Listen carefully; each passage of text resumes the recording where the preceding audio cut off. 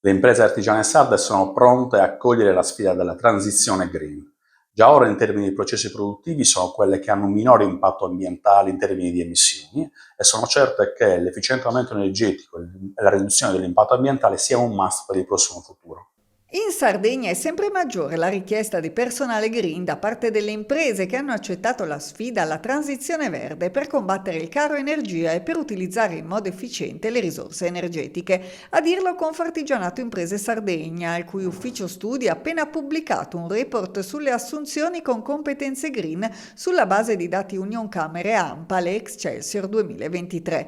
Dallo studio risulta che nell'isola 2 piccoli imprenditori su 3 stanno portando avanti azioni per ridurre l'impatto ambientale. Tra i comparti artigiani più attivi sotto il fronte green, quello manifatturiero, soprattutto nei comparti ad alta intensità energetica, come quelli della cartotecnica e della stampa, e quello dei servizi. Un quadro che nei prossimi anni porterà le aziende ad assumere sempre più figure con competenze specifiche green, figure che però al momento in Sardegna sono difficili da reperire.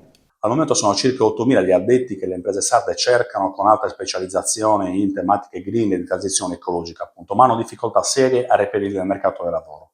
Per questo occorrono piani formativi e interventi di politiche di sostegno a piani formativi che riducano il mismatch tra quella che è la formazione appunto e la realtà aziendale, affinché appunto i giovani possano essere accompagnati già al momento della formazione ad avere uno sbocco concreto e reale con quelle che sono le esigenze dell'economia sarda.